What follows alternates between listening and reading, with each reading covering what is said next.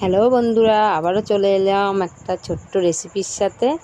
এই দেখো, নিয়ে নিয়েছি এখানে বেসন আর লঙ্কা কুচি, পেঁয়াজ কুচি আর একটু আদা কুচি আর একটু রসুন কুচি।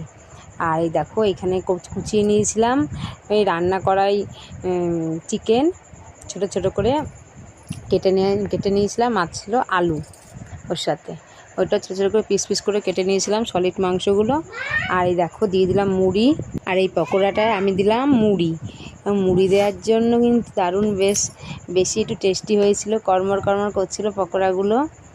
আর এই দেখো পরিমাণ মতো লবণ দিয়ে দিলাম স্বাদ অনুযায়ী। আর মুড়িটা চিকেন, তাহলে কি নাম দেওয়া যায় বলো তো বন্ধুরা পকোড়াটার? তাহলে চিকেন মুড়ির পকোড়া। আর দিয়ে দিচ্ছি একটু লঙ্কার গুঁড়ো, আর কারণ কাঁচা লঙ্কা অনেক দিয়েছি, লঙ্কার গুঁড়োটা বেশি দিলাম না। এই দেখো সুন্দর করে মেখে নিচ্ছি। আর চিকেনটা আমার যেহেতু মশলার সাথেই করা ছিল, এর জন্য কোনো অসুবিধা নেই। এই দেখো ভালো করে মেখে নিয়েছি। আর আমি একটু সসও দিয়ে দিচ্ছি, সসটা আগে দিতে ভুলে গেছিলাম, তাই এখন এই যে দিয়ে দিলাম টমেটো সস। এটা দিয়ে ভালো করে মেখে নেব। মেখে নিয়ে এবার আমার ভাজার পালা। এই দেখো কড়াই বসিয়ে দিয়েছি, কড়াইতে দিয়ে দিলাম তেল। এই দেখো তেল দিয়ে দিলাম। তোমরা কিন্তু অবশ্যই এই পকোড়াটা করে খেও, দারুণ লাগে বন্ধুরা।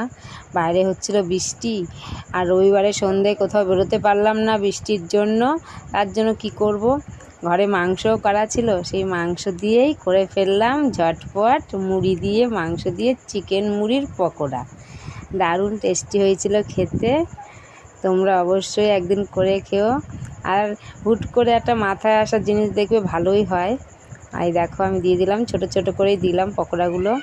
ছোট ছোট করে দিলেই বেশ খেতে ভালো লাগে, আর মুচমুচেও হয়, আর ভেতরটাও বেশ ভাজা হয়ে যায়। এর জন্য আমি বেশিরভাগ বড়াই ভাজি, পকোড়াই ভাজি, আমি ছোট ছোট সাইজ করেই বেশি পছন্দ করি ভাজাটা। এই দেখো লাল লাল করে আমি এখন সব পকোড়াগুলো ভেজে তুলে নেব। আর ভাজতে ভাজতে তো খাওয়া শুরু হয়ে গেছে। এই দেখো এক প্লেট ভাজা হয়েছিল, সেইগুলো কিছুটা খাওয়া হয়েছে টেস্ট করার জন্য। আবার এই যে আরেক ধাপ দিয়ে দিয়েছি, আর আছে ওই কটা ভেজে নিলেই আমার হয়ে যাবে পকোড়া ভাজা। এই দেখো সব দিয়ে টিয়ে এই যে খাওয়া দাওয়ার পর এই আছে, আর নিয়ে নিয়েছি বাটিতে সস। আর এই যে এখন পকোড়া খাওয়া শুরু করব। এই দেখো প্রথমে আমি খেয়ে দেখাচ্ছি যে কেমন হয়েছে আমার পকোড়াগুলো। এই দেখো হাতে নিয়ে একটু আগেই কামড় দিয়ে দিলাম, আর বলছিল যে পকোড়া সস লাগিয়ে খাও। আমার সস লাগানোর দরকার নেই, সস ছাড়াই দারুণ লাগছে খেতে। এই দেখো দারুণ।